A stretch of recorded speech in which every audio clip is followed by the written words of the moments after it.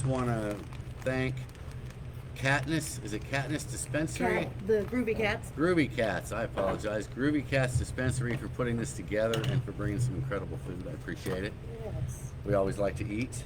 We're here with Jed Green from ORCA, who's going to talk to us a little bit about the petitions, and we've got some people with some questions. So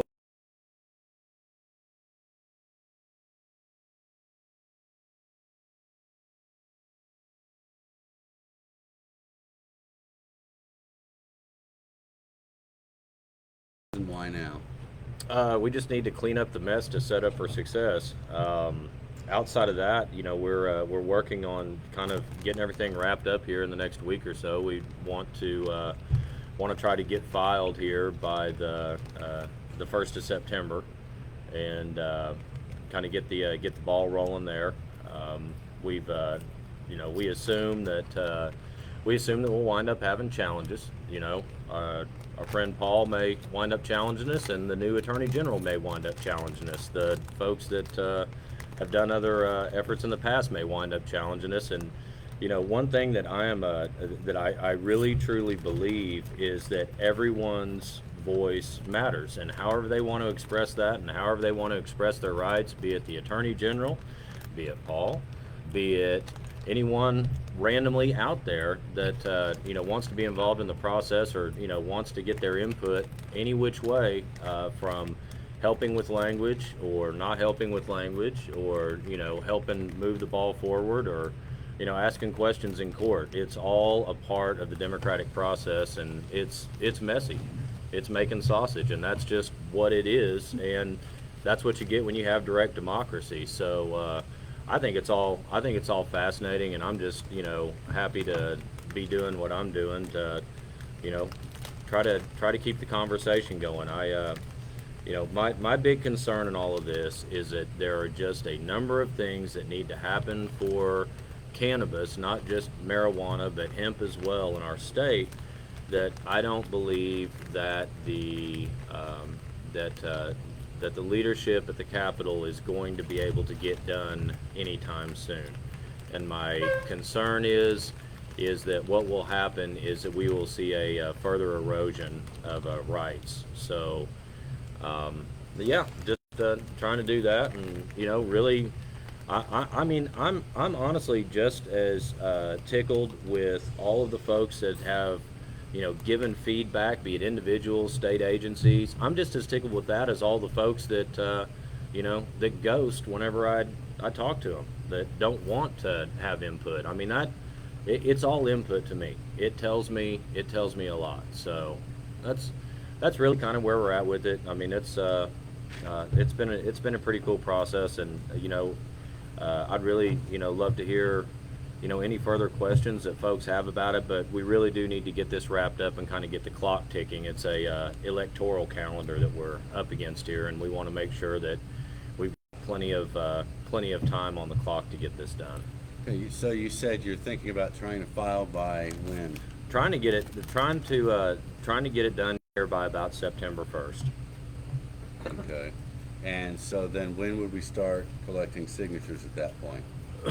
That depends. If there's no, we can assume that. Well, no, let's lay it out for what it is, so folks know what to expect. There's only so many ways that this can go, right? So if there are no challenges within the 10-day period, then roughly 40 days after that, we would be able to start collecting signatures. That'll be determined by the Secretary of State. They have about a 30-day window that they have where they can give us a date, and then they're kind of mandated to get on a clock. Now, challenges obviously will take up more time, and a challenge could be done as quickly as 30 to 40 days, but it could also drag out for months. And if a challenge is successful, then we'd just have to hit a reset button and look to file language that may be able to get past that challenge.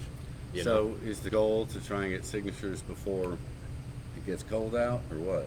That'd be nice. Nice. Well, there's also something else to be said for that, though. I'd rather be out collecting signatures in 50 degrees than 100 degrees. Well, yeah, but can we split the difference and go for 70? Well, we'll leave that up to Mother Nature. Okay. I mean, there are certain things That's that are Oklahoma there for are you. certain things that are not within our control, and yeah, that's we'll just kind of work with what we're given. Okay. It would be nice. I mean, if we could just kind of, I mean, in an ideal world, we go and file it, and then 45 days from then they say okay, and so mid-October we're able to run out there and have a few nice months.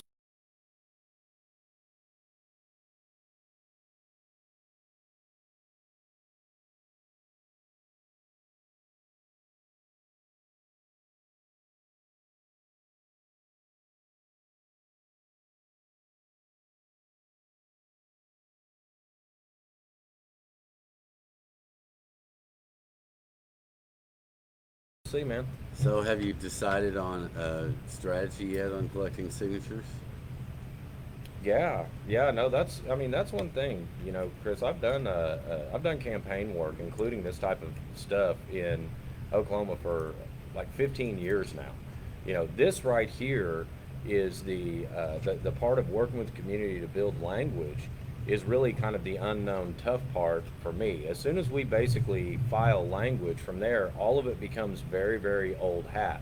So the strategy for gathering signatures is real simple. You see what you can get done with a volunteer base, and then you see, from there what you have to, get done, what I call mechanically, or what you have to pay to get done. I believe that given the infrastructure that this community and state has, community and has in the state now, that we can get signatures in a whole different way than what we have been able to before, and that's going to be really interesting.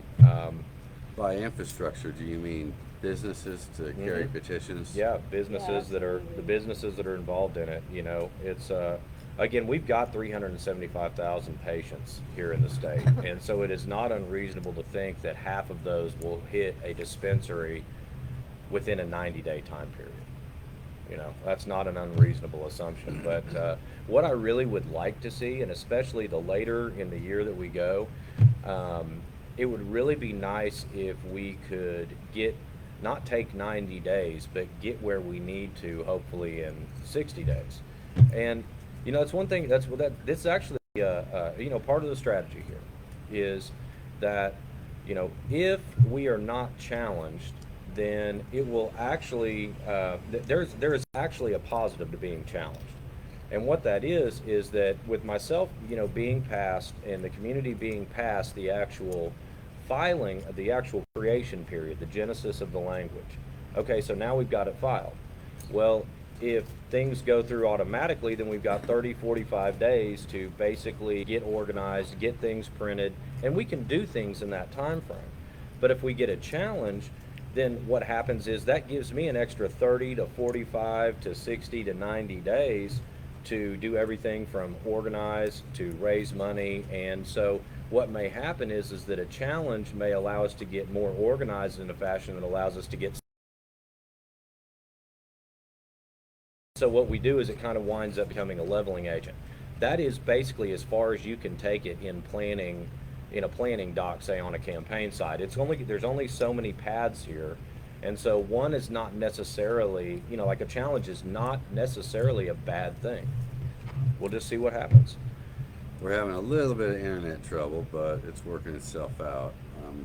So far, we got a no caps, a no We're license for working on a bartender, hotspot, so and remove testing for metabolites. I don't think that was even discussed in the petition, right? what's that? Testing for metabolites. Testing for metabolites is in there, but the way it's in there, Testing for metabolites to prove impairment is basically prohibited now. Right. Oh, that's what he's talking Yes. about, okay. No, that's a big check mark.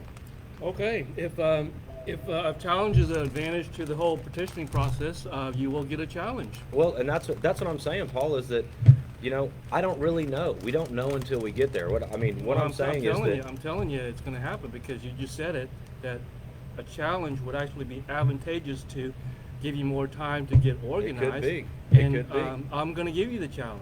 and I'm gonna give you the challenge on the first day that, Okay, cool. on the very first day of the 10-day period, they give you more time to get organized and get your people together. Sure. And so we're looking at, when you file by September 1st, you're looking at another 13 days because they got 3 days lag to actually get it to start the 10-day period. Then you have the 10-day period. And we got to factor Labor Day in there too. Yeah, there's that. I mean, so you got 14 days, something like that. And then, based on the timeline of the 807 challenge, I filed the challenge on January 17th. It went before oral arguments on February 26th. So it took a month before they scheduled that. And then they decided on June 23rd. So you had from the time you file, so you're going to have to factor in, January, February, March, April, May, June. So you're looking at a 5-month before you can even start organizing for the petition process to get your people together. So you've got 5 months of lead time to get your infrastructure for the petition. So congratulations. Yeah, no. That's all I'm going to give you. No, I'll give you that's- 5 months. That's wonderful. That's wonderful. Again, whether to what I said was that, if we get that, we get more time. But we're fully. You're gonna get it. No, don't say if. It's when you get it. You Okay. will get it. Okay, You cool. will Okay, you- Paul, let us move on, please. Right. We understand. Right. We understand. Yeah, no. Good. We understand that, and that's what my point is that, just so everyone knows, we are fully prepared to be in the field in 30 to 45 days from filing if there was not a challenge. But we will have one, so we'll have more time to prepare. You'll it looks get, like. you got an extra 5 months. Okay. Oh yeah, we'll kill it. I Oh, see you have absolutely. some paper over there. You got For some. notes. I do have a question on like the cap for like recreational. Okay. Let's talk because about it. It's doesn't make me feel very comfortable to just open it to recreational and allow them to eat 1,000 milligram RSO bars. When you open it up to recreational, you're opening it up to just people walking in because they want to get high, whereas the medical side of it is where you would want to hand out the 1,000 milligram edible bars because they're more educated about it. Whereas on the recreational side, they want to get in, get a sack, get out. So is there going to be a cap on the recreational side? Because we probably shouldn't just allow 1,000 milligrams, because I do carry like chemistry solutions when she comes back. All of her chocolate is RSO chocolate. So eating a little pip of her chocolate is not like eating somebody else's chocolate. This is made with RSO. So you have to be very educated in it in order to understand that you can't go out and eat this whole 1,000 milligram bar. Like, you just can't. It's not going to happen. I have spina bifida and a prosthetic limb, and I'm in dire pain, and I couldn't even go eat a 1,000 milligram bar because I would literally be sleeping for days. So is there going to be a cap on the recreational side for that stuff? Because I've noticed that, like, the way that Colorado does it is they have caps on all of that, like, as an example. So you want there to be a different product for medical versus recreational? Just like a cap is what it seems like, just for like the educational side. You know what I mean? A 'Cause cap again, on what though? What a part? cap on the Like milligrams? milligrams. Yeah, Okay, so you want to limit the THC on Yeah. the. Okay. yeah, because you So- know. I think that'd be a good idea. There'd be I an would- increase in hospital visits as well if people Yeah, overdose. I mean, you I know, would argue that we have a program that is so open that anybody with enough money can That's what I've been let's hold telling on, everybody. hold on. Anybody with enough money can get a card. Right. Anybody with enough money can walk into any dispensary that carries it and buy 1,000 milligram bar right now.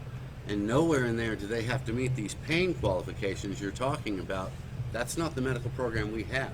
Right. If we yeah. had that program, maybe that might make sense, but we have such an open Open program. program. We don't want there to be any difference in the product sold. The only difference should be the taxes at the register. That should be the only difference. If I don't have a card, I should pay an excise tax. If I do have a card, then I shouldn't have to pay an excise tax. Just pay standard sales tax like I'm buying aspirin. I got a question for you. What am I missing here? What is so wrong about somebody wanting to just get high? That's not the point. It's not the point, it's just like, you can't just allow like everybody in the public to come in and eat these 1,000 mg RSO bars, you know what I mean? Like they could literally end up in the hospital because of it. And we're not trying to put that light on the medical marijuana community or the marijuana community in general. We're trying to break the stigma, We're trying to not break have the a whole bunch of stigma. people go into a recreational shop, buy a 1,000 mg edible, think that they're going to handle it, and then end up overdosing themselves, ending up in the hospital, causing a car accident because they think that they can drive Can on you it. die on 1,000 milligrams? No, you can't die. You can't die. But you can absolutely still like pass out from not understanding how your body is going to respond. You can impair yourself. There's all kinds of things that could happen to you if you're not ready for how your body is going to respond to that edible. I'm going to quote. I'm going to quote a quote from Judge Jim Gray. The government has as much right to tell us to tell the people what we put in their bodies as what we put in their minds. Is it in our place, in anybody's place, to tell somebody what to put in their bodies? No, but there's a certain measure of safety that we have to take into consideration. Yeah, because they're looking at us as a medical facility at this moment. Again, And we're trying to break the Hold on, Paul, what you're talking about though is a full access market, okay? So, but now let's get back to your question and address that.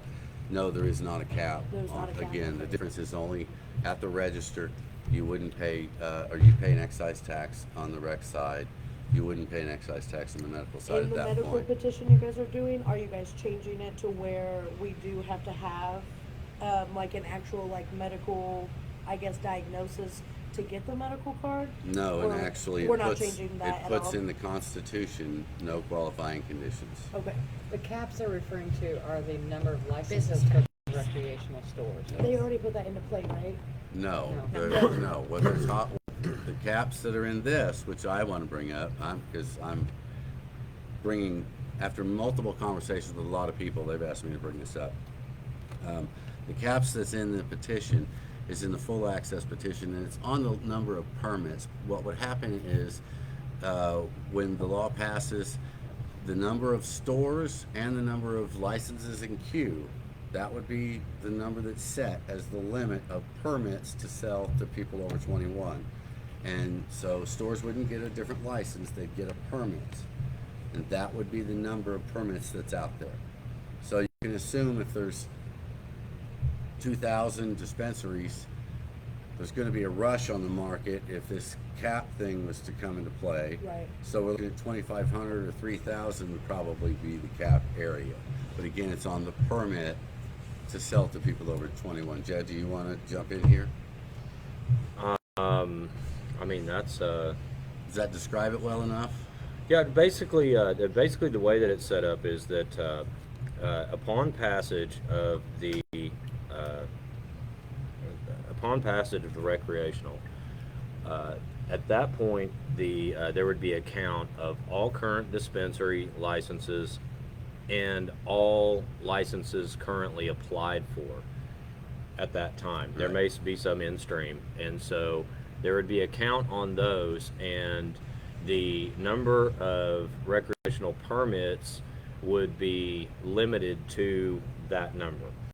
And so those permits would be attached to the dispensary license themselves. You couldn't sell a recreational, now that we have transferability of licenses, you couldn't say just sell off the recreational permit even to You have another to sell it license. with your That's right. medical license. That's right. Okay? And so what happens then is, let's say that someone goes out of business, then what happens is that permit goes back into the general pool and is available again on a first come first served basis for new dispensary licenses that are let out. Again, in the medical, there is no license cap. So there would not be, it would be possible to have a medical license but not have a recreational permit for a period of time until a permit comes back available. One thing that is specified in there is that the waiting list of those medical licenses that are awaiting a potential recreational permit is to be listed publicly. So it's a first come, first serve, and the list of, who is next up to bat is a public listing. And, one of the big concerns and one of the best things about our system here in Oklahoma is that we have eliminated a lot of potential for corruption that we see in a lot of other states because of license caps and because of some of the ways that they go through and issue those licenses out. So that's that's basically what it comes down to. So how are we eliminating that corruption?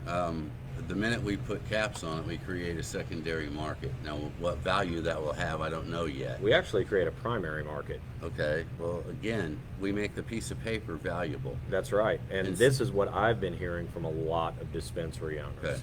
So you're getting is this from that existing businesses? yes. Okay. This is the reason. Guys, one thing that one thing we have to keep in mind is that there is a certain chunk of our community, especially in the business side, that would like to have license caps on everything. Right, I understand that. And we saw that, and here's the thing. Yeah, I know there is. It Right, doesn't- right, and it that's- doesn't mean that that's what they're going to get by any means. No, it doesn't. But you know what it means? It means that they're going to continue to try. Right, and I understand that. Right, We fought and- all bills right. this That's last exactly session right. where they tried to do that. That's right. That's right. Now here's the thing. One of the reasons that I've talked to a number of dispensary owners, and they want something similar to this, not because they want to be they want it simply because this. Right now, the only value in their business is their inventory. We have transferability of licenses, but we have a half measure there in that.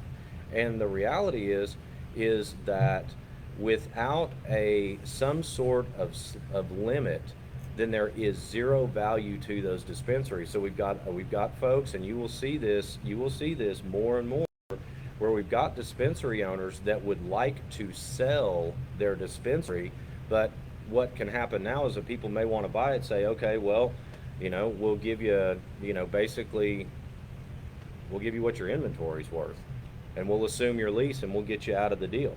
And you can usually negotiate a little bit of money for your customer base, like any other retail business that's sold. You potentially can, but at that point in time, one thing you have to keep in mind is that you're actually selling patient data at that point. No, I don't mean selling their information. I just mean you're giving them that location, which has consistent customers that show up. That's consistent foot traffic. That's valuable. I've known people who have sold retail stores where that was Retail dispensaries? no other businesses and other retail Okay, businesses right. where they get some value, not just for their inventory and for their machines and their property and everything Yeah. else, but they get some value in some cases for the foot traffic. Yeah, For the customer base, not patient information. Yeah. But for the customer base that is return customers. And again, in this case, we're talking about making it full access anyway. That store is probably going to have a full access card, so When you guys do the cap, how are you gonna make it to where it's like spread out over Oklahoma? Well, that was so. Yeah, one thing is that the one thing I think that will limit that as that kind of limits that value of here's your customer base is just the total saturation that we have of dispensaries. It's hard to say I'm the only dispensary in the northwest side of Oklahoma City, so I can really add up this value. You've got 5 within baseball throw of each other. Now, one thing I did fail to mention was that upon passage, what happens is that every dispensary automatically gets the recreational permit, and then recreational is then set to kick in 60 days. So this would allow folks to have time to set up their POS to basically to have a differentiation of tax rate at the dispensary, at the POS, because what happens is that there is a phase out, not a sudden stop, but there's a phase out of the 7% excise on medical that then goes in once the recreational excise is picked up. Does that answer your question? Like Kinda. on the cap, you know how you said you're capping the recreational licenses? How are you gonna like spread that out over Oklahoma? Like versus like how are you Every gonna? existing dispensary Yeah, already gets one. they already get one, but Every- so everybody gets one right now, Yep. and then that's the cap. You're not going any more than Yeah, that. it's the number of whatever the current number of dispensaries Got is. you. It's not plus, something where we all gotta go run. no, and, no okay, one get in has to line. do. That's the thing. No one has to do a damn thing.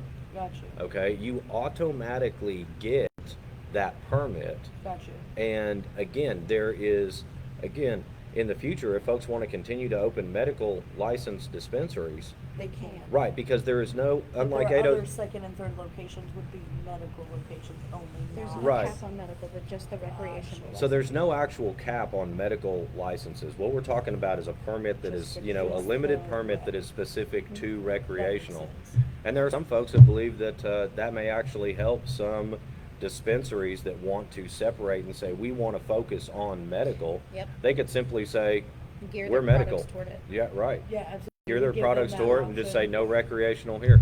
What I see happening in that case is them losing out on being able to buy in large enough quantities to be able to give the discounts. So on a pure market base, they're going to lose out. You put one That would be across their the choice, street. though, wouldn't it? You put one across the street, sure, of course. If you've got one. Yeah. Look, and this is the thing. This is why I say caps hurts the mom and pops. You put one across the street from the other where only one can sell to everybody that drives down the street. The other can only sell to 10% of them, the card holders. Mhm. The Well, store hold that on, can wait, sell 10%? Only 10% of the traffic? public. 10%. Well, 10% of the public has cards right now is where I'm getting that number from. Right, right. So I assume they can sell to about 10% driving down the street versus the store across the street that can sell to everybody. They can sell to 100% or almost 100% of the people. that If drive. 100% were Right. customers. I mean, Yeah, and if that's one 10% thing, like were, 10% of the I'm population. rounding off numbers Yeah, here, Sure, okay? sure. On those numbers, up or down, however you want to move them, Uh-huh. I'm always going to be able to beat the mom and pop store on price, and I'm going to deliberately work the market so that I'm the last man standing. That's just business. Well, not exactly though. There's some caveats to that. That's one of the things is that keep in mind when we remove, which is something that, patients that from what I've heard from day one wanted the 7% excise tax removed. It is going to fundamentally be more cost effective to have a patient card than it will be not to. Right, but that has nothing to do with the caps. Well, it actually does. Because what you're talking about, that scenario that you talked about where, people will, that there will be a difference in what dispensaries can provide and their buying power being based on is an assumption that, everyone is, there's a lot going on in there. And I just don't. Yes, there is. And I just don't, believe that we're going to have a scenario where medically focused dispensaries are going to be run out of business because they choose not to or do not have a recreational permit.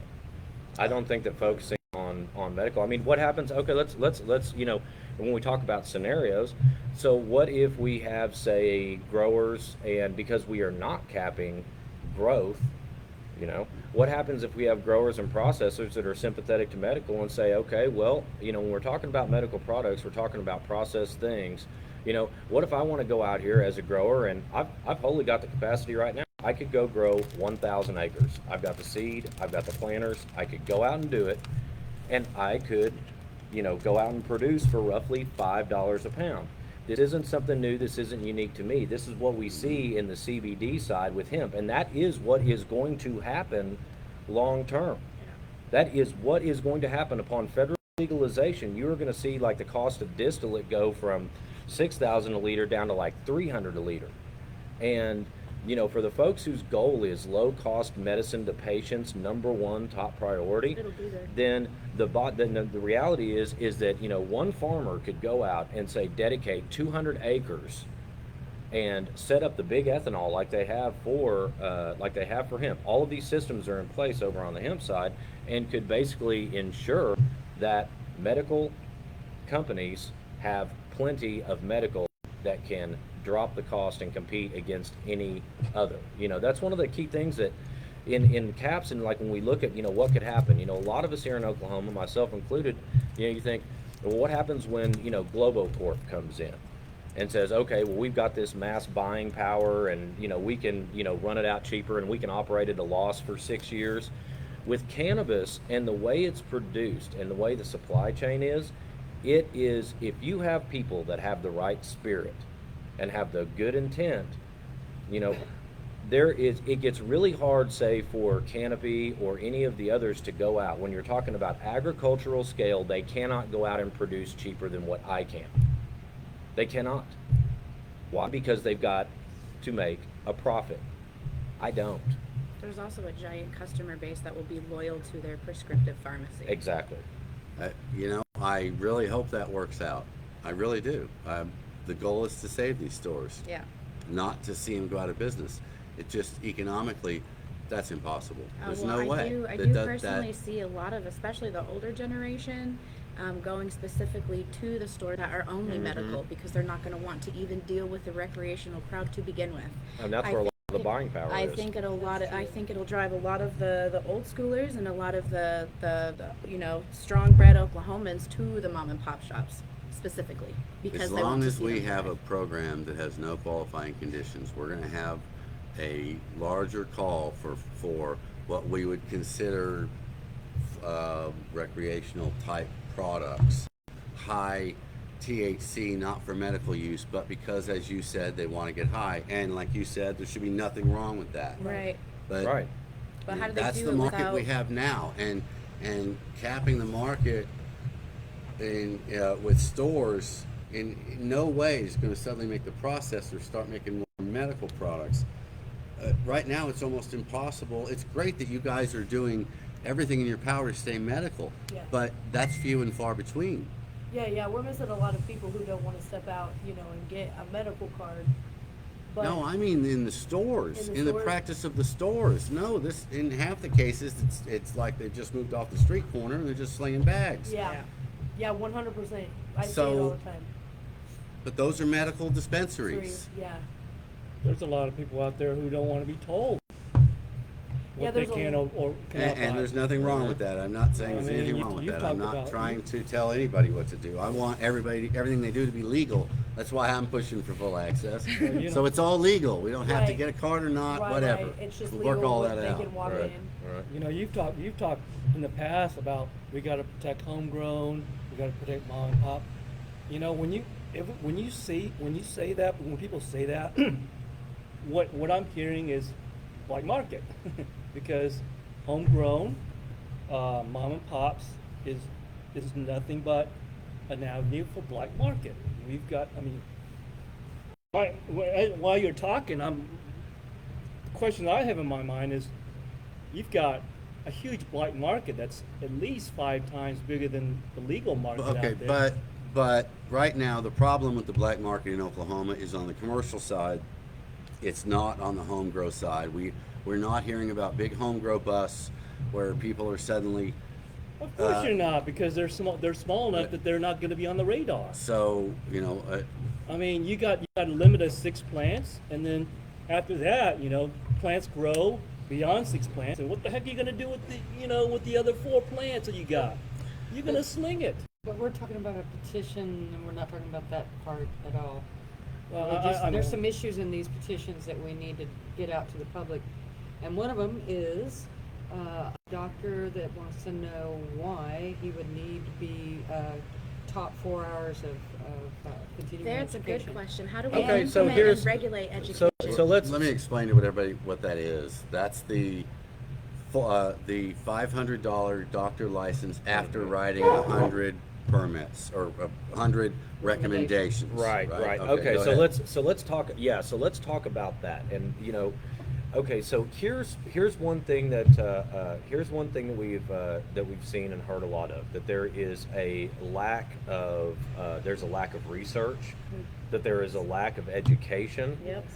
And so what that right there, the recommender's license. Yeah. The recommender's license is something that is part of a bigger picture there. And what is that we establish a research fund that can be utilized by education and research licensees. So if we want research and education, the program is going to start making dollars available to pay for that. Cool. Okay, so that's step number one. Step number two is, okay, so we've funded this research, and it's broad enough that this could, research could literally be looking at what has been done on research in other programs, just public education material. What has, say, the state of Oregon put out on just public awareness education? We haven't seen a whole lot from OMA in 3 years on just basic literature, Yeah. And so the research could literally be that simple. It could get into, molecular stuff. It could get into, the growth of the plant. So Currently, there was a block though on the biomedical research side when I was looking into the licensing for research and education. So where do you definitively draw that line between where we can do research and then it crosses into the federal? okay, so that's the thing, is that what this does is it sets up to where we have our own in-house system, just Cool. like we have our own in-house program, so that regardless of what the feds are doing, we can actually start and pick up and do research of different, manners here. Okay, so again to the chain. So it's like we provide, I think it's like 3% of the excise tax dollars. Roughly right now at the current revenue level, about $1.5 million to $2 million a year would be going into that fund and then be available. Okay. So Who's gonna do the research?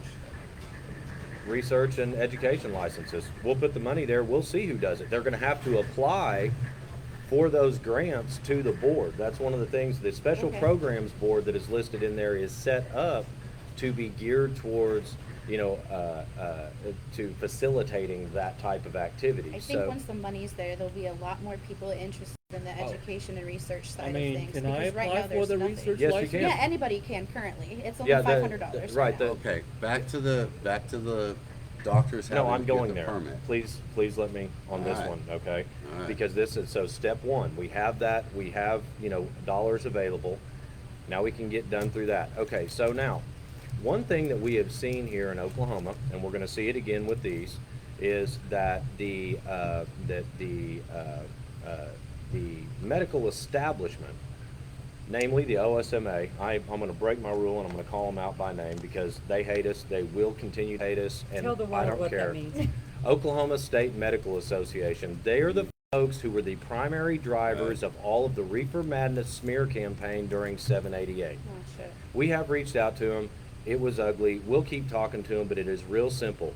You have in research right now on cannabis, the medical establishment basically looks at it like this. How does cannabis hurt you? Our focus is, how does cannabis help you? And so what we have got to do is we need to have, it's not enough to say, okay, so we've got funding, now we've got research being done. What is the outlet there? How does that actually get to the public? And so that's where we get into the recommender license. That is not something that is completely foreign. This isn't a new creation. They have these in other states. They have a education requirement Yeah. for physicians in other states. That is what I believe that if OMA or the new commission were smart would do, would initially just say, they could bring in, say, folks that do those type of programs from other states initially to help even develop the program here. Like a seminar. That's exactly right. And so what we're talking about is, this is 4 hours. This is not considered a CME. We are not requiring a continuing medical education credit for medically licensed individuals.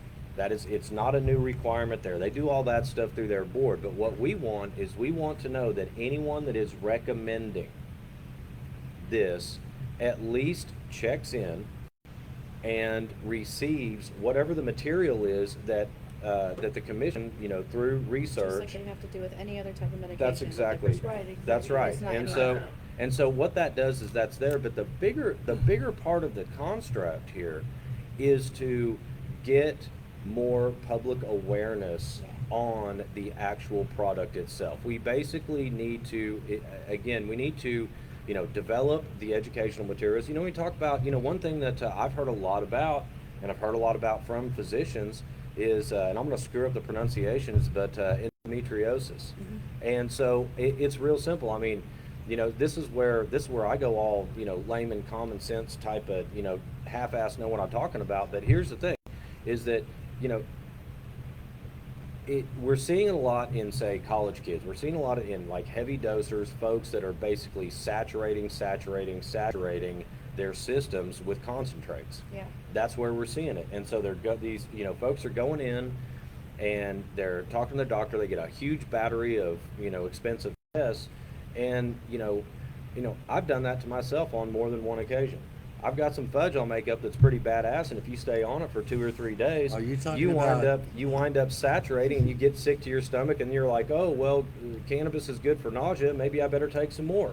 And all you're doing is continuing to overwhelm your system. Yeah. So there are basic things here that just this type of public awareness. So that recommender license, it is basically in the vein of kind of a system to set up there to promote education. All right, well, let's start by making sure the doctors know it's like cannabis hyperkinesis or something like that. Hypermesis. Yeah. Yeah.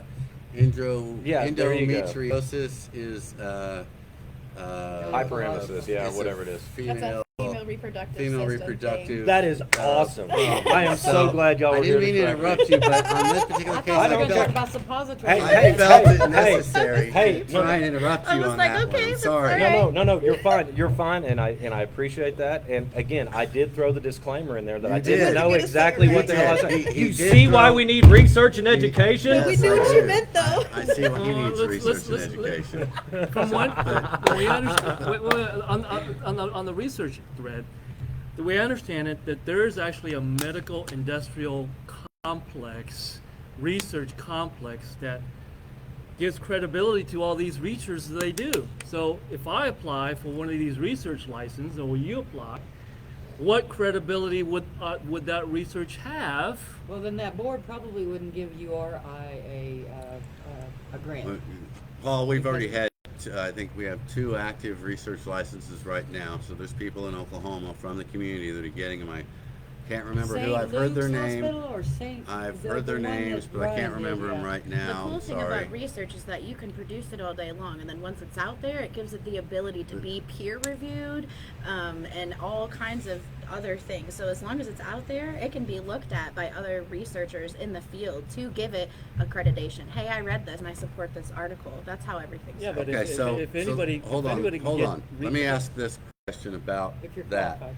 Are you concerned? Because I'm concerned, at least on the short term, about doctors who we've spent the last 3 years begging to write recommendations are going to laugh in our face and turn their nose up at this idea of paying a fee and getting this permit. I know the reaction I've gotten from the doctors I've spoke to has not been good. No, it's not been good from the doctors that I've spoken to. So are we That concerned? shouldn't be. Are we that shouldn't concerned be a about problem. Don't they every year have to redo? Yeah, they have to do the stuff anyway. They Right. just think if we want to cause them to have to do any kind of Another research, thing. we should do it through their standard training. Well, the problem is that that is the problem. We have been reaching out, and so that way the way is shut there.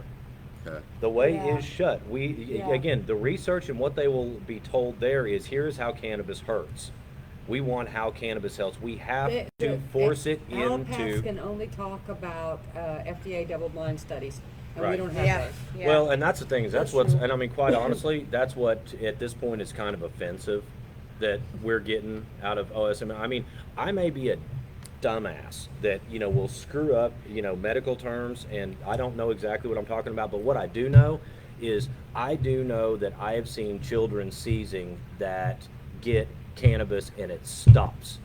Okay, I don't need a double-blind Right. research to tell me that on its face that works. Well, And that's a when- word called anecdotal, and Yeah. they don't respect that. At so. all. Well, I know. You could actually have them in the room. They'd see it and they'd find some way to question it and I say, know. "No, that wasn't cannabis. Something, something happened within the."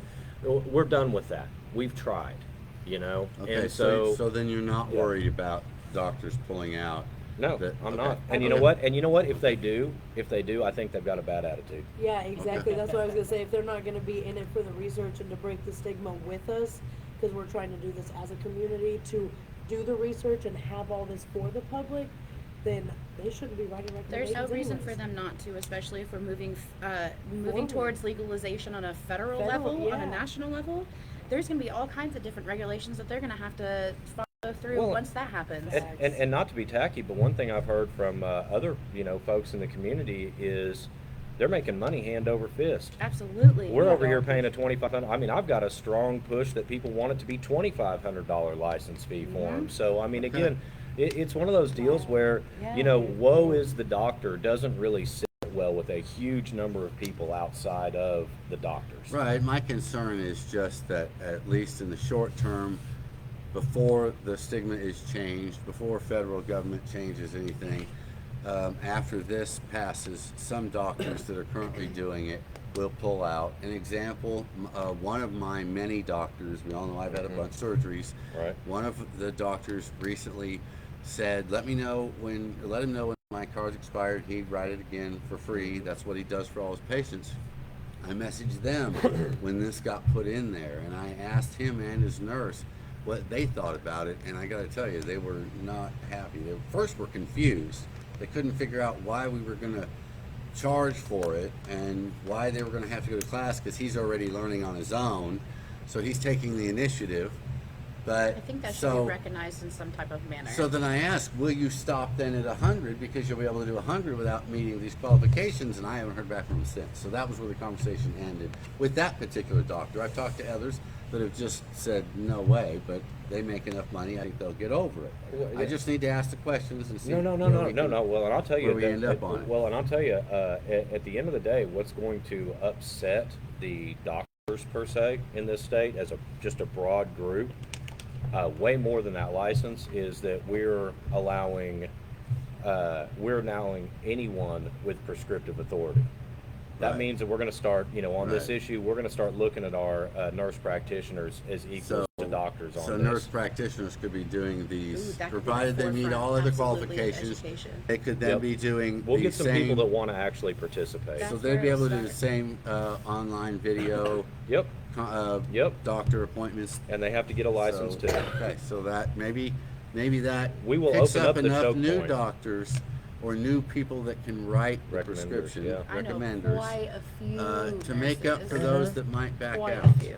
Yep. So it's just something to think It's about. and that's the thing is that this isn't like a grudge match against the doctors or I mean obviously I have my opinion, but I and so many people that I've talked to are just basically tired of and that was, I mean, remember, that was the source of the reefer madness against us in 788. The doctors. The doctors. They're the ones that organize the rest of it. I'll stop there, but that was the source. And at the end of the day, we've tried and we've tried and we've tried, and at the end of the day, we see it is going nowhere. We don't have time. We don't have time to screw around. So we we need to have- open You're up. taking money out of their pockets. They're Yeah. not ever gonna agree with us. So We're you making have- everybody better, and we're exactly. not allowing everybody to continuously go back. You I have have spina bifida. I'm supposed to see a doctor. I'm supposed to see every single Right. doctor from head to toe every 6 months. I'm 31. I haven't seen them since I was like 18, 19. I gave up. I've been smoking since I was 11. They don't do anything for me. There's nothing that they can do to help me every time I say something hurts or I need to try and change something. They just try and shove pills down my throat. They're not gonna agree with anything that we say until the FDA does, because we're taking money out of their pockets. We're making everybody better, and we're not having to rely on them anymore. So We yeah, they're have never gonna agree with There's us. there's an industrial complex infrastructure to push those pills on you, and that's part and parcel why the doctors are going to oppose it, because Mhm. they are absolutely in the pockets of Johnson and Johnson, Yep. Pfizer, Purdue, and all that business, and we we're talking know, about creating a medical industrial complex infrastructure for cannabis Yeah. that is directly going to challenge the medical industrial complex infrastructure for the pills. Yeah, and I think doing it the way that you're doing it, like the way that you're trying to write it like this, may allow it for, we can see who actually wants to be involved and actually make people better and not just be here to gouge people and make money. we can actually make a community and bring the people together who we can try and change this on the forefront before we legalize it federally.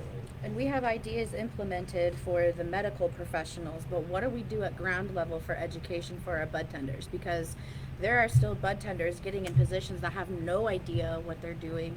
How do we regulate that? Because I've So, known and people to, That's what I was gonna bring up next, is there's a $30 a year, handler's Handler license. Okay. Yeah, like a liquor license. Okay. But Everyone that's the hates problem, food that's the handlers. problem. Look, That's I the know that that's a problem. trigger, but that is exactly. It's a trigger for me. No, it is a trigger for me too, but Because with for the liquor folks to license, understand. with the liquor license, no one is allowed to work in the industry or get a license that's ever been convicted of a felony, period. They're not supposed to right now. Not liquor, but Right, we in have liquor, a, we right. have right No, we have a it, right. felony We have requirement, a 2 and that's what it would 5 year, be. I understand, we have a 2 and 5 year So should rule, you- but this license, this permit, this handler permit, doesn't talk about anything like that. So it doesn't imply or give any idea that there'll be any protection. It could turn out exactly like the liquor license. We don't know because should it it doesn't be say in that. regulated like food handlers? Oh yeah, no, license instead? no, that and- particular section, yes, the wording, that is the one part in the medical where that, the way that is laid out, it does need to be specified in more words to simply say that it, does not, it holds to what the current requirement is, not an open-ended thing where it could get, Unless, that type of unless deal. it specifically says So where Right. does that that, come then from? I'm gonna have an issue with that on that. No, it That will was say from that. the new But organization. a lot of people have an issue with that No, because she's it's asking $30 a who put that year. No, And these who bud would tenders that don't make hardly any money. handler license, who would, who the? And who it does doesn't the come with handler any permit come training. from? They're There's trying no- to combine the there's hormone no and the alcohol and qualifications to so get that it. comes I from mean- $30 give you a class or something? It's just a That's money what I wanna grab. know. Does it give you? No, it's Does not just a it give money you a grab. class or something? No, And who do you get that's it what I was from? saying. There's no schooling tied to it. It's just a $30 a year fee to have a card to work in a There dispensary. should be schooling tied to that. Yeah, At least why- like a- why you have license to- if you're not gonna do that? You have to sit in a half an hour class to get a food handler's license, Yeah, an whether hour. you know that shit or not. You Yeah, should it's like an absolutely have hour, to you have to sit something. there and then take a test. Absolutely. And I know that there's many forms of classes and, there's so many opinions because we don't have, hard evidence research right now, but it should be some form Do of. have hard evidence Now, a research. food handler license is $10 for 2 years, and it comes with a class which can be done online. Right. Yeah, it can be done online. So is that what we want to do? That's a better option than Right now, it's just open-ended. right That's now. the thing. It's just That's a money the thing grab. is, I don't like it in there at Yeah, all. I But don't if like it it. doesn't have something in there, then I think money But if grabs you a little do it well, as hard. an I'm sorry you honest- don't like my I language, think but there that's should just be a some phrase. type of It's- course Well, that yeah, you but implemented with that no, $30. it doesn't offend me. It's just that words do matter, as you're pointing out. And so when you just say, "Oh, it's just a money grab," no, But if it's an incomplete sentence that we are working on completing right now. Okay, You well, should this is the you first should have I've a heard that class. it wasn't You're gonna pay complete. $30. Why bother paying What $30 type if you of don't have? coursework can we implement into that? Yeah. I don't know. What do you want to do? I think Like we it's should- literally I open-ended think right I now. legitimately think all bud tenders should have a foundational knowledge of the endocannabinoid system, how it works in the body, a small understanding of terpenes and cannabinoids. I think every bud tender should be able to know how to look at a lab report and read it. Yeah. Because how many times do you get a vendor or somebody coming in and they're like, "Oh no, this says it's this. It's like it says it's sativa, but then when you read the motherfucker, it's indica." Mhm. Or when you look at the flower, it's clearly outdoor grown. So how do you something needs to be something that needs to be implemented into the education. The terpenes, the Is that cannabinoids. something that should be up to the stores? No. Like your store, you're concentrating on being medical. I imagine you make sure everybody that Oh works there is yeah. very. We're constantly like, Yeah. because I talk No, with like yeah. Rachel So, like and every that day, sets you apart. and we try and do that. So- But I mean, you could make it up to each store, or you could make it to where it would just be like medical. If you're in the fast food industry and you have to have a card and you have to know what temp your food is supposed to be at and this and that, you have to have a base knowledge. Yeah, and to if be you a bud do tender. it, you could do it as base knowledge, like she said, and then it could be like a base knowledge of letting people know, you don't just shake the jar. Right. You don't grab the weed or the bud, with your hands. You use like a, safety, like clean safety, Or cleanness and oxidation. stuff like that. Almost like a minimum SOP for Yes. just Yeah. simply, yeah. Yes. Like a Thank you. simple, like Proper wording. minimalistic, Yeah, at so least I got the everybody right word that understands. time. Yes, there you go. No, I'm bad with big words too, so I understand. Oh, yeah, I yeah. understand you. Yeah, at But least yeah, I said something- SOP, not leprosy or something. I'm not far off and shit. Story about life. Something like that would be pretty cool to do, just because it would help them maybe understand a little bit more before they just kind of walk into a Yeah, when I dispensary. was, when I first started off being a bud tender, the dispensary that I worked at took the time to put everybody through, specific training. That way, when they opened up, we could actually work with the patients in a medical setting Yeah. versus being like, I have no idea how Well, this and is you going to want work. them to be comfortable with you, so Yes. that way they can tell you what is wrong. Because So you we can kind of give have to them- be like a nurse and a doctor. We got to get personal with you sometimes, and we have to know what's hurting and what you're trying to fix. to give you the right strain or the right medicine Or or, the right RSO terpene, or whatever. yeah, exactly. So Right. whenever you can kind of break it down to like, there's a difference from THC, and then there's a CBD, there's CBN, there's CBG, and there's terpene, The cannabinoids, the yeah. cannabinoids, and then the endocannabinoid system. That's just kind of like a basic, and then you can kind of walk them through like a SOP. And kind it of sounds thing. like a lot, but that could really all very easily be squeezed into like an hour and a half course. Right. Very Pill- easily. you might The even be able pill to do it pushers online. got to go to pill pushing school, so why can't we have bud That's true. tenders going to? That's what, yeah, and that's what Yeah. I said That's too. true. If we have to go sit at a class for half an hour to get a food handlers, or take a class for an alcoholic license, you might as well have to do the Yeah, same thing for the and the 30 food bucks. some of handler's these permit is dispensaries are online. really, really good So- about the information, but We can a lot build of an them, online course curriculum easy. Because I mean, you if you do were- it if I with were a to walk PowerPoint in- slide. Yeah, I mean, Literally. it would just be like a it would be PowerPoint horrible thing, because some of but- these, I a lot of them understand. they don't know. I Right. understand They don't that give a you shit. guys run a very medical dispensary, and I see why you So think only bud have training it should for be the medical required. side and No, not for but what I'm recreational? gonna say here is there enough stores, do you think, to even support that, or is there, Yeah. no? Because Yeah. most because here's the deal, bud tenders are making barely over minimum wage, at least Exactly, most of the but ones they're I still talk to also are. being asked and required to have that knowledge. But we're asking them to pay for the class. If it was free, that'd be different. I have to pay the $25 class to get my food handler's license to make $10 an hour at fucking McDonald's. But you can also, Like- but you can Right. also make $20 an hour waiting tables at a restaurant. You have more opportunity Waiting with that tables food is a handler's little license. bit different though, because waiting tables is way more about your personality and how you interact with I that understand, but it's table. still made. It's all money made with that same license. Yeah. Okay, it's all made with that same And I still food have to handler's pay out license. of pocket to get that food handlers or to get that alcohol license. I mean, if that we're I talking, want. So- So if I want that position, I'm going to be totally comfortable with paying that $30 out of pocket to take that class. Okay, If we're I talking- understand you guys are. I just don't know that the community, that a large majority of the community of bud tenders are going to be Yeah. cool with that. Yeah, they might be mad at that, but They might be salty, but I of it think as there an needs to be. incentive. But it would be It's- kind of like- it's an incentive to the employer. Yeah. You're willing to go the extra mile. That show me that you know, or to show me that you're willing to learn. Or I was about to say, you what could- about the concept that maybe that ups your value as an employee? Yeah, And at absolutely. that point, yeah, forget minimum wage. I will pay you the $10, $12 an hour because you took the time. Well, and I mean, Yeah. like, I'm Yeah. $30,000 in debt for my personal schooling that I have accreditations for, and I still don't get paid the $14 an hour that I Right. deserve Agreed. because I'm told that that's manager pay. All right. So, like, Yeah, let's not what- get into this. Yeah, scam of college exactly. education. Like, I Jesus. will pay the fucking $30, and you bro, can take to it be to recognized. each dispensary. I'll you know do what that. I mean? I'm pretty small, so I would pay for my bud tenders to go through it. Right. Even though I'm super small, I would pay for them to go through it. Or I only have one I'll or take two. the $25 out of your first paycheck. I can see a lot of people Right. doing that because You- technically Or I it's not can out of split it pocket. up. You need consistency across the board Yes. for getting the information out. Yeah. You Yeah. can't Yeah. just have like one dispensary that's really good and 90% of them just horrible. They don't Yeah. know what they're talking about. Well, You need throw a tip consistency. jar out there. To answer your question, Yeah, I think there's there that. would be enough dispensaries around that would be willing to pay for it for I their. think there's a their lot new more ground dispensaries. rules. It's to their That, benefit. that may be Yeah. the way to get the bud tenders on board with that, Mm-hmm. is Well, by and then if you take dispensaries that offering to pay initiative for it. and you go take your own class, when and you go start putting out a resume, you can clip that to your resume now, You're gonna and get- then you're Yes. gonna be on Yeah. the top of the list. You're gonna get the bud tenders who give a shit on board. Yeah. Yeah. Everybody else that don't give a shit, they can go away. Exactly. Yeah.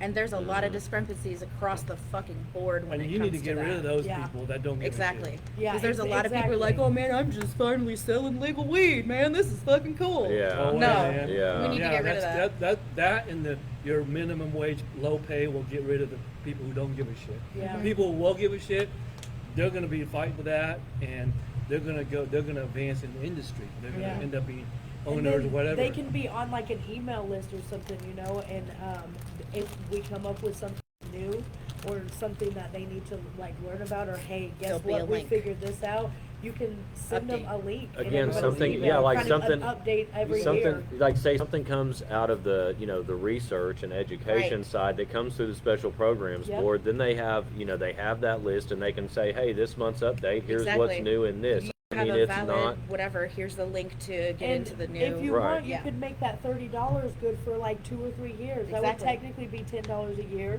and then they would be linked into our email with everything new. So they could be consistently getting updated. well, and again, I remember I mean, and unfortunately, there's a bureaucratic cost with everything. Yes. So, Yes. I mean, that's where, you know, we've got that fee in there Yeah. is to Mhm. cover that cost. Right. Well, and then also if that recreational side is implemented, there's all those taxes from that recreational side that could be split or divided up to however Mhm. it needed to be as well. When I had my card going into the dispensary with a bud tender that gave a shit, Makes Yeah. my experience so much different.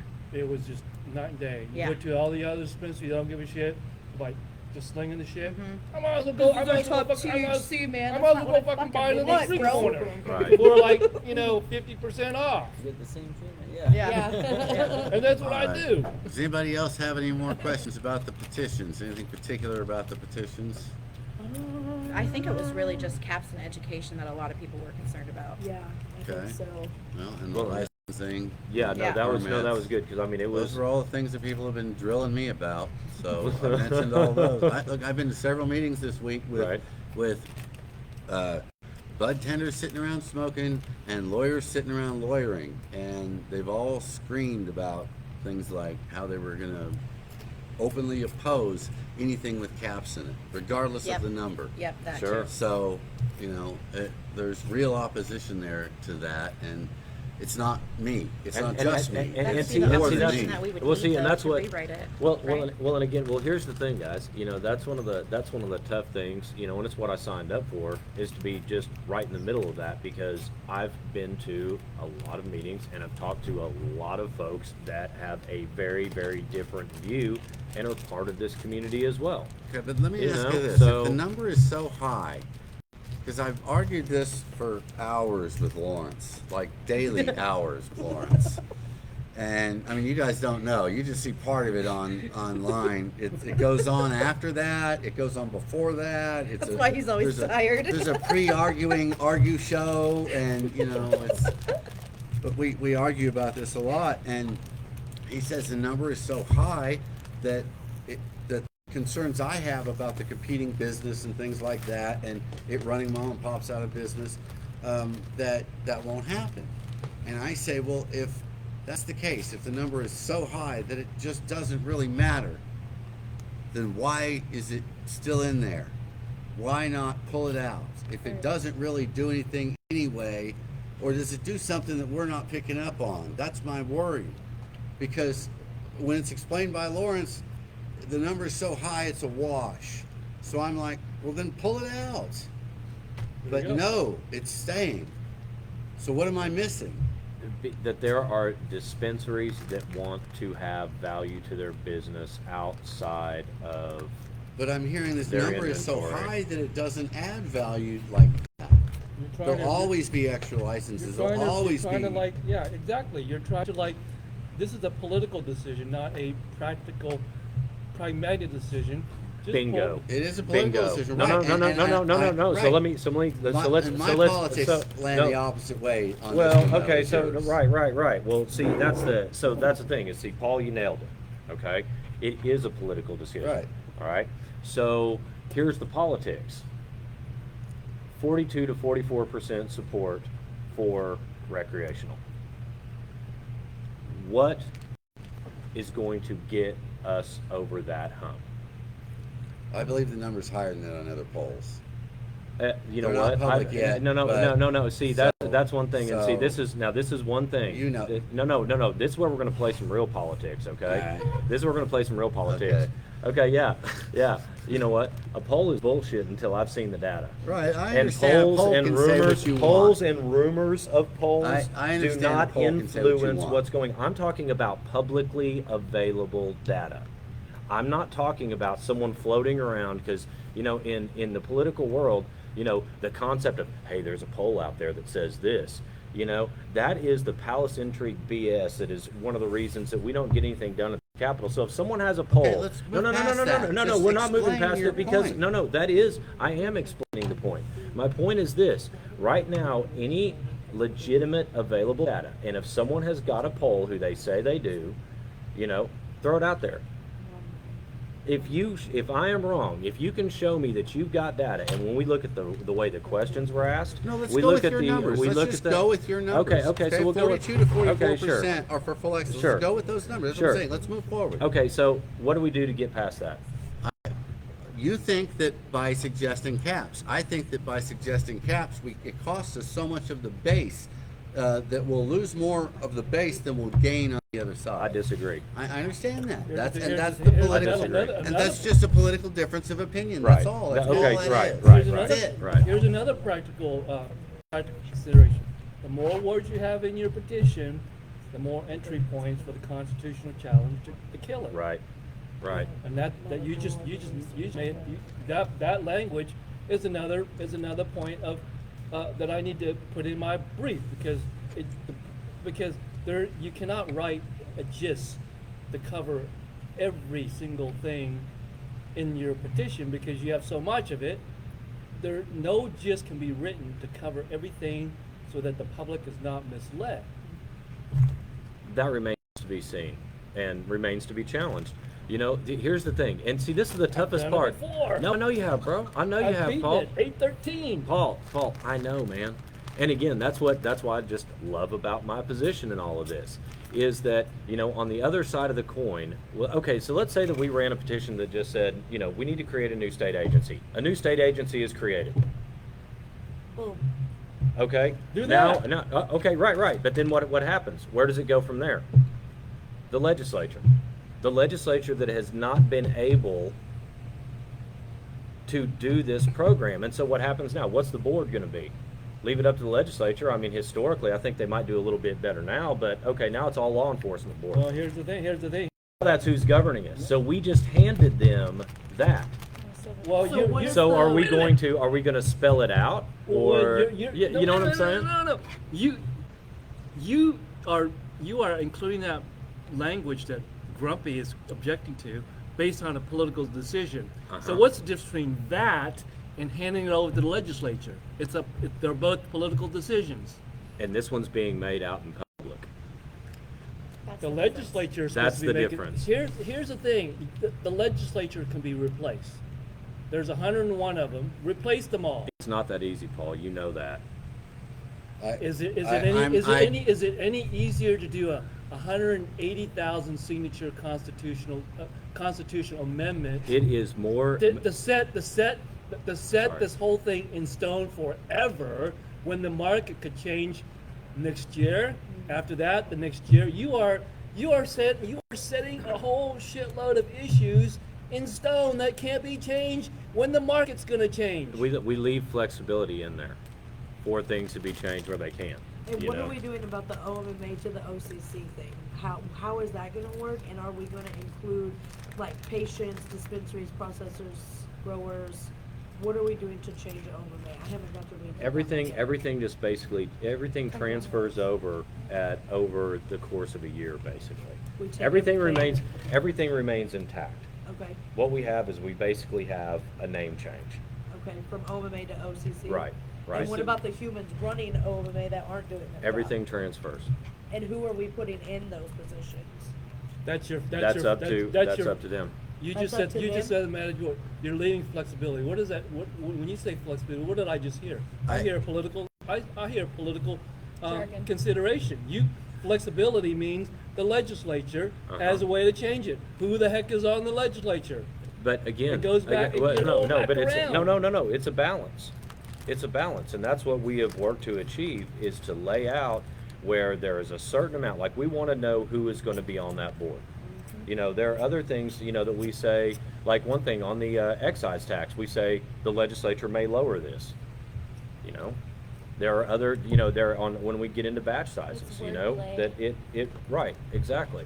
At the end of the day, Jed, when it comes down to it, the motivation for me to challenge this thing, for sure, is constitutional amendment. You are setting in stone, in the Constitution of Oklahoma, that's a big deal, to determine what, to regulate the market for today, when the market tomorrow, the next day, will change. It will change night and day, I promise you. That you cannot, I mean, that is a fact. I agree completely. Why do that? Why go through 180,000 signatures when it becomes moot when the markets change? Well, what's going to change in the market is drop in cost, How do you know that? because we've seen it happen with cannabis over the last 3 to 4 years with hemp. You're never going to beat the black market, no matter what you do. You're Oh, never no, gonna, no, you're never no. going to meet the lowest cost, the I don't lowest think that's the possible point. cost right now is the black market. Man, people are gonna. You will never eliminate the black market. you're never You will gonna never you'll eliminate it never because eliminate because that. some folks just don't want to. That's just what they want to do. What Yeah, what does this shirt tell you? I get the stuff for free. Right. I got people just slinging the stuff in my faces. Um, I have to tell them, I I, was just can't do this wondering- right now. Who we're putting in those positions though? In If what? put in those positions And of that's OCC. something I have an issue Because with. if we're just changing the name and leaving those people, they're still raking in all that No, money, and no. now we're about to give them more money. No, the seats are picked by first collecting signatures of other people in the industry. For example, processors have to collect 5 other processor signatures, and then those people get their basically hat or name thrown in a hat, and then those positions are picked by the governor, the House leader, the Senate leader, all the same people who normally pick governmental positions, which is what the lawyers are mad about. They don't want the governor picking the head of this. They say it's a waste of time. But that's who picks Okay. that's who picks the final Out person. of the hat. patient activists Uh-huh. have to get 50 signatures from other card holders Okay. before they get their name in. I think the whole thing is a huge popularity contest. I Thank don't you. like it at all.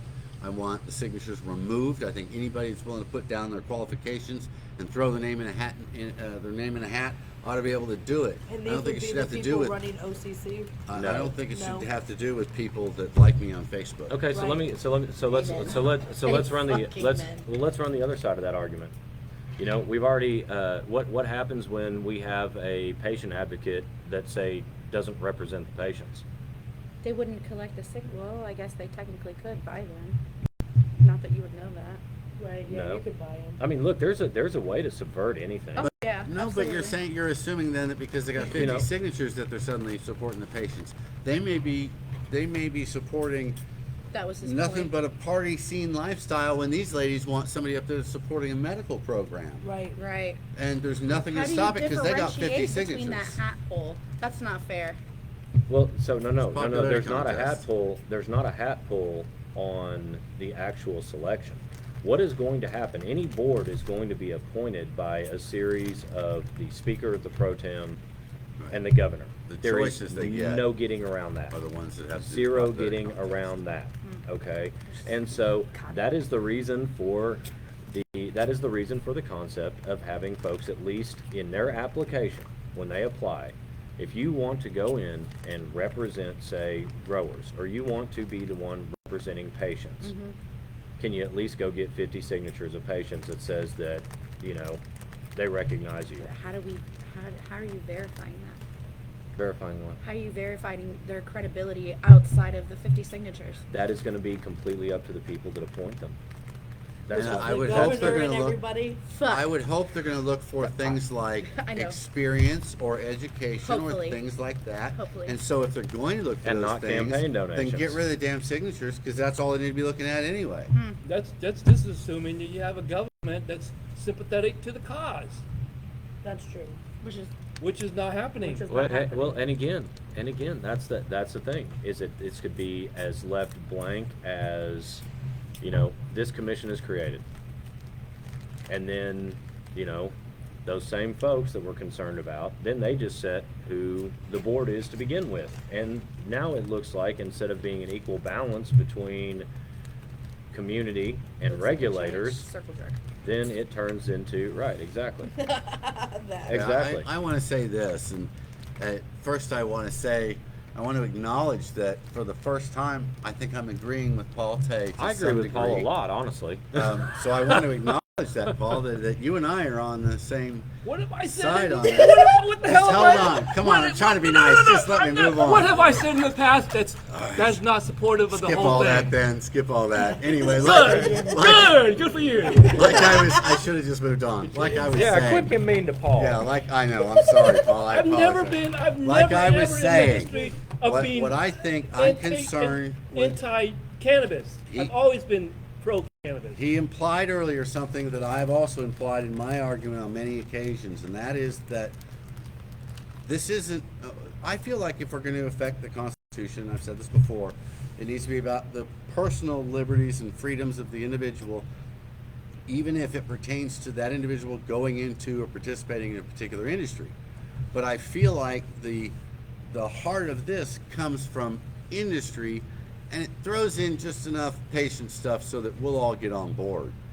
And it's all industry stuff that, and this is where you and I are on the same page, that you can't get through the Capitol because the industry, unlike every other industry, has a harder time getting stuff through because of the history.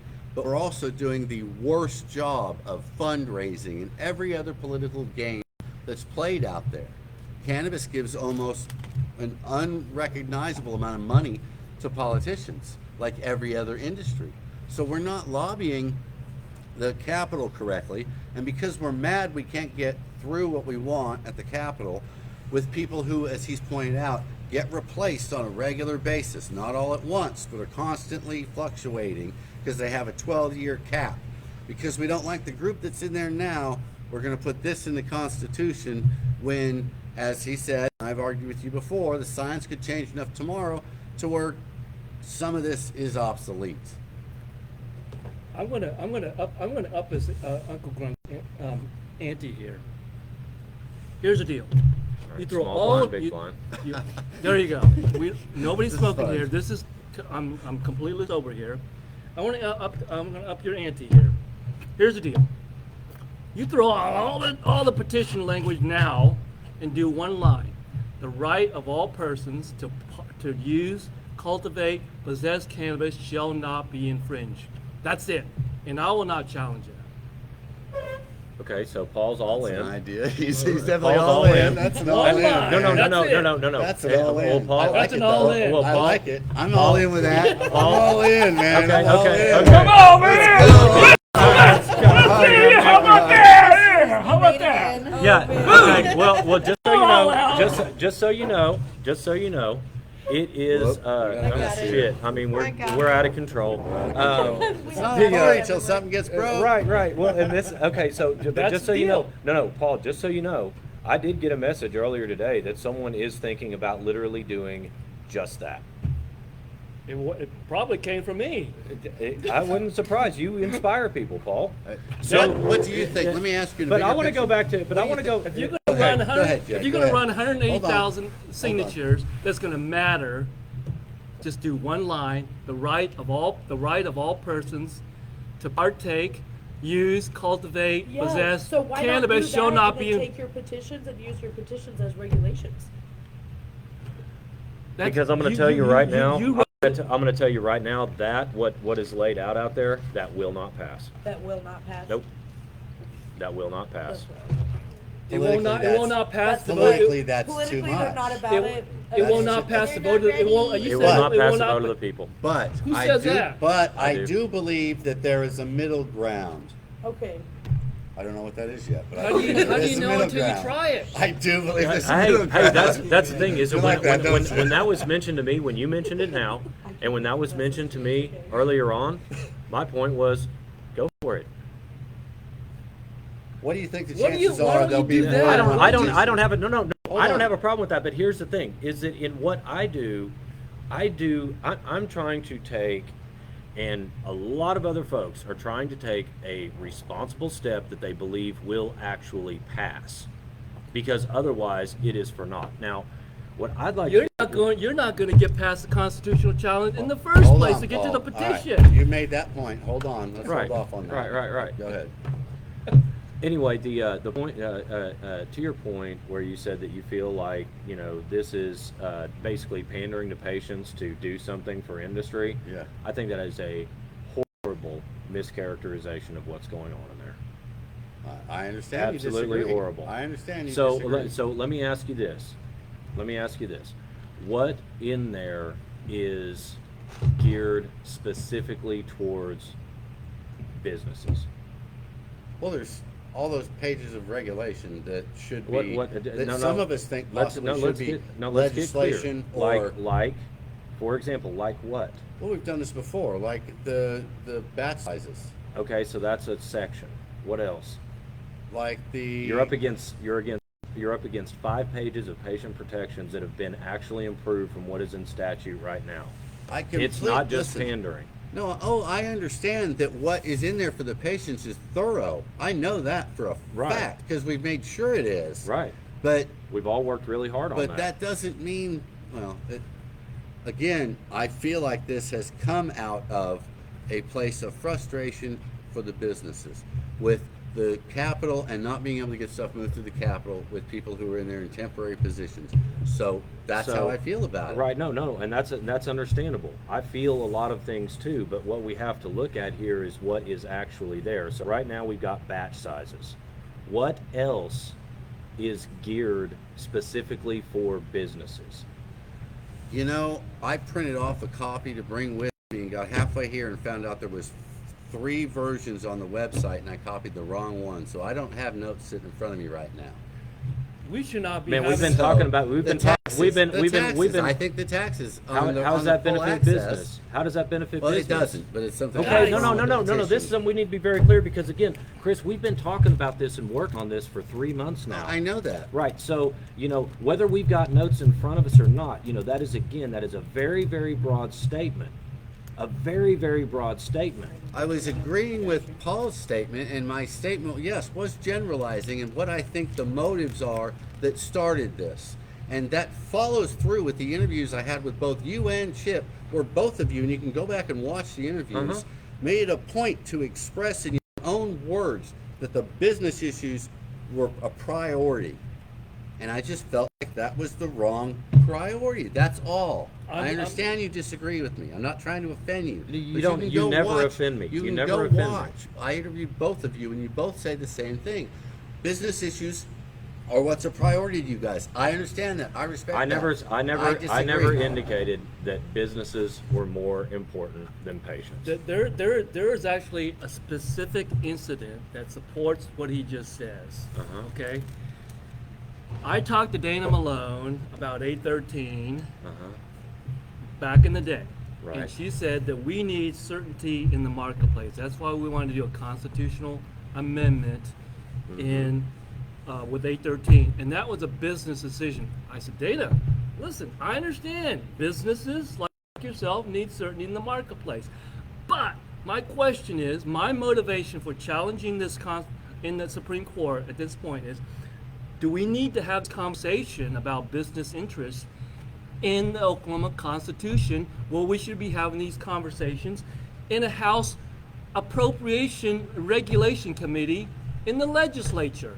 We should not be having conversations about batch sizes, caps in an Oklahoma Constitution conversation. Oklahoma Constitution is a big freaking deal. We need to have these conversations that we're having about business interests in a House committee. And we have been. And that's gone you're right. very, You're right. right. It has not worked. Why has it Right. not worked? Because of the people there. So what do? We change the people that's in there. Okay, And but time keeps on slipping into the future. Be that as it may, but we should not have these kinds of conversations. We should not be having business interest conversations when we're talking about an amendment to the Oklahoma Constitution. Do you get it? Oklahoma Constitution has like some huge issues that I think about every day. Uh-huh. Article 1, Section 1 of the Oklahoma Constitution. What does it say? It says the federal union is supreme to the state of Oklahoma. Oklahoma Article 1 Constitution, Article 1, Section 3. What does it say? The state has no jurisdiction on tribal. Those are huge, huge issues. And when we're talking about nitpicking relatively small business interests in the Oklahoma Constitution, that is going to get challenged, because you cannot write a gist that's going to cover all those points that you made. Mm-hmm. It's impossible, so that you do not mislead the people who are signing it. That's what they're looking at. Paul, There's would no you explain for the audience what a gist is? the gist is the summary, the summary that everybody reads when they're signing the petition. 400 words, correct? Something like yeah, that. I'll have to 400 look words at is the what rules. you But have. you're supposed to be able to read that gist and say, oh, okay, I get it. I agree with it. And that's supposed to cover every single point in that petition. When you got 12 pages of petition, you can't cover every single point from that gist. It's impossible. So right there, that is the number one point in my brief on that constitutional challenge. That's an easy buzzkill. Number two buzzkill, the log roll issue. You can't log roll permits. You can't log roll, the name of the name of the new cannabis commission. This is nothing but a rehash of 813 that I beat in the Oklahoma Supreme Court on a buzzkill situation. Not to mention, I intend to go back to the Supreme Court and do a better job. Okay. Like I said, here's the offer. I will not challenge your petition just one line again. That's it. And here's the point. The word infringe covers a lot of territory. And whatever the state legislature passed, and if it anyhow infringes upon the right of all persons to use, possess, cultivate cannabis for whatever purpose they choose, that is challengeable in court, because that infringes covers everything. I mean, like, you're gonna charge me like $100 fees, for the medical license. Oh, come on, that's infringement, man. Get out. I'll sue your ass for that. You're gonna like say this and that, I can't do this and this and that. Well, that's infringement. So the people that you're talking about that give the signatures, they're gonna be like a part of the board for like the OCC to try and like bridge the gap between. Is that what that's for? No, Jed? there'll be a group of people that'll be applied to as a new board, basically. As a new board to be a part of like the Yes, OCC. it'll be kind of like an industry-ran organization that's there to facilitate the owners of the Okay. businesses. Would that help with maybe taking your petitions, like he's saying, and shrink your petitions down to like the patients and like whatever else that needs to be changed in like the medical, and then use that board to change the rest like that we need to change, like the batch numbers or with the batch sizes? You mean that just you're put doing? in like Just the put skeleton in, of that like the agency? skeleton. Hold on, let's let Jed speak. Go ahead. So the short answer is yes. Okay. The big balancing act with what this effort is how far do you go with the language that is there? It starts with where Paul is at with it. Here is one sentence that opens it up, and then on the it's just an example. It's just an example. You go from one sentence to other offerings I've seen that have been 80 to 100 pages that really did get into a lot of a lot more Detail. regulation, and it's good stuff. But that's the balancing act here. So if we were looking to skinny this thing down, it's one of those things where we could say, go ahead and drop the signature requirement for the application to be on the board. We could yank that out of there. That's fine. There are other areas where we could say, like, we could go ahead and yank batch sizes out of there. That would be okay too. Now we're going to, that being the case, it's just whatever we don't do, it is that the real balance here is, what do we trust the legislature to do, given the track record that they have at this point in time on the issue. That is what it comes down to. It's not, this isn't something that's done out of spite, something that's done out of anger. Okay, this is something that is done to try to find that balance and get the ball pushed forward given what we have seen so far.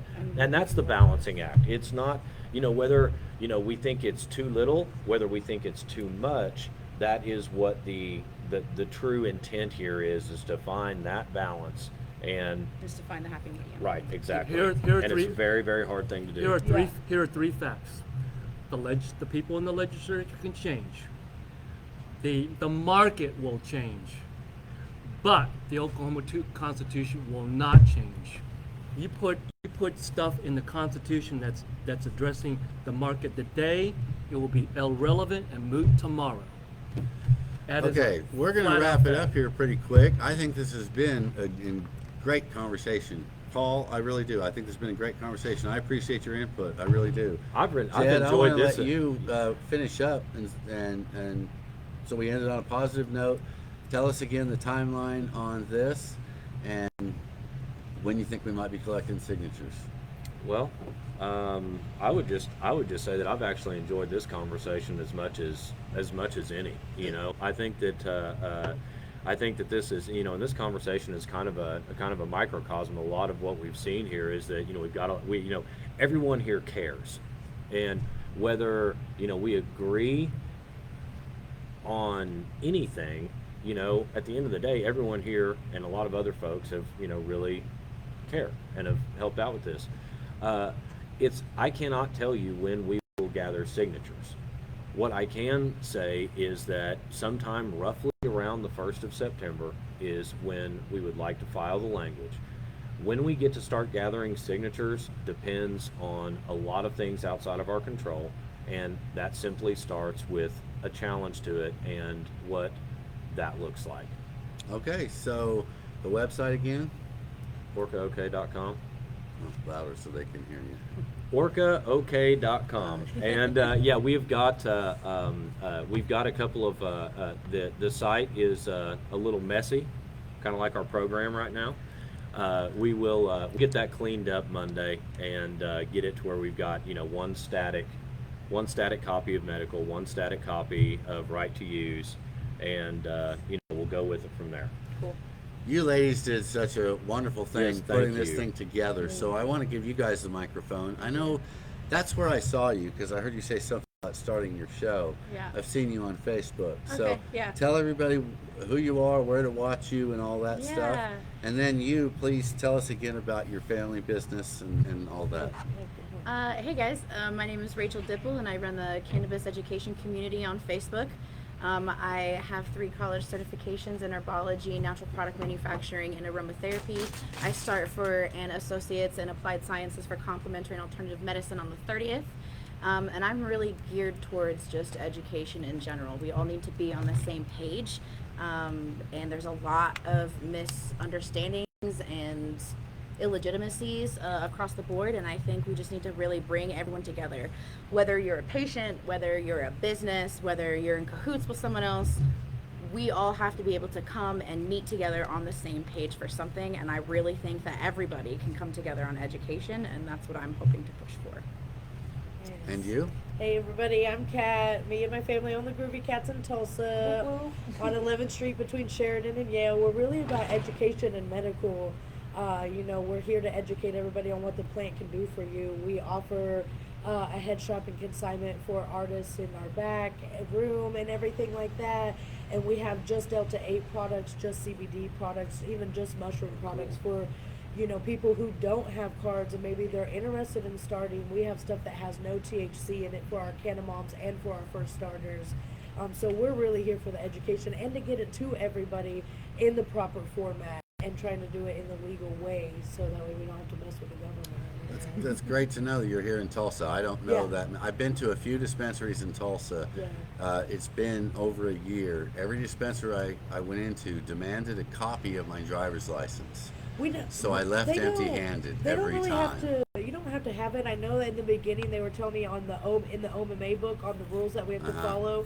We just have to match it with it. Right, you just have to see it. Yeah, I'm Yeah. always willing to show it. I just Yeah. wasn't willing to let them take a picture of it. That's Oh all. yeah, Yeah. usually I don't Yeah, take a picture of that's it. all. We usually just scan the medical card. What I do is I take your information from your ID and I put it on your profile, because when you come in on your birthday, it will pull up and let me know that it's your birthday, so I can start the birthday claw machine for you. That's the only reason I do it. And then I scan the OMA card. Have a business? You want to talk to anybody? Say anything? Yeah, my name's Alex Denton. I'm with 3 Docs Extracts. I just wanted to extend my thanks and gratitude for you guys having me on here. I appreciate the conversation and everything. We're a processing and a grow out of South Tulsa, Bixby kind of area. So we're getting things up together, up off the ground, and of course, Kat's the wonderful woman to be able to extend it to the public. So again, thank you all for having me. Great. Well, I appreciate you guys coming here. I agree. This has been better than the other ones, I think, because instead of going over line by line, we've all gotten to just start beating up on Jed with what we want to beat up on Jed Exactly, about. So Appreciate you, buddy. That's what I'm much here more for. productive. Well, I, hey, there is one I thing there. feel like I got something done. Yeah, exactly. Got to stomp on Jed for a That's little right, while. You know, that's right. what I'm I here drove from for. Oklahoma City to abuse Right. you. I hope you know that. Well, and I drove over to Tulsa knowing that that's what Just to I was take coming it, over yes. for. Appreciate Exactly. it. Just Yes, need a yes, punching Paul. bag. Here's the thing. If you're not going to cut it down to that one line, I'll go ahead and follow that one line. Okay. Sure. You've already said that that's not going to get voted with the people. I disagree with that. Okay. I totally I disagree. want, No, I wanna- Well, I'll follow that I'll follow it next week. And Paul. That's it right there. You just like everyone else. I cannot express enough how much that I respect your right to do so, and I would never say don't do it. Just because I don't think it will pass doesn't mean that you shouldn't go down there and do it. You should go down there and do it tomorrow. Yeah. I want to what- say that's this, what and happened, as we end this, I want to say that Yeah. I really hope that we have like 3 choices when it comes to time to vote. That like 3 people come forward with petitions, get signatures, and get them on the ballot, and we can all choose from 3 different ideas. I think that'd be amazing. I'd sign every one of them. I guarantee you. I'll sign yours. I'll sign yours. I'll sign them all. Sure. Bring them to me. I'll sign them all. One- I want as many options for the people of Oklahoma as possible. Because there's a lot that I've mentioned tonight that I disagree with, because it's what people have told me. And Right. I imagine if we get it out to the population, then whatever it is, we'll all agree was the right answer. So Yeah, no. At the end of the day, that's Good what this process. is. This is process. all up to the people of Oklahoma. These are offerings to the people of Oklahoma, and they are the ones, not just our community, right. but this state as a whole, is going to have a vote on this, and that's how it should be. I'll call for this now, because several people are going to put out petitions. It happens every time. Let's don't turn on each other. Right. Again, I'm going to Please. sign every one of them. You guys got one? Bring it to me. I'll sign it. Let's don't turn on each other. Let's get them all to the ballot and let the people decide. That's what I think. Yeah. Well, I'm going All to right, turn on guys. anything that you All put right, in set in guys. stone Have a that good the market will That's it for change. now. Bye. Stay grumpy. See you on the road. Do not mess with the market, man.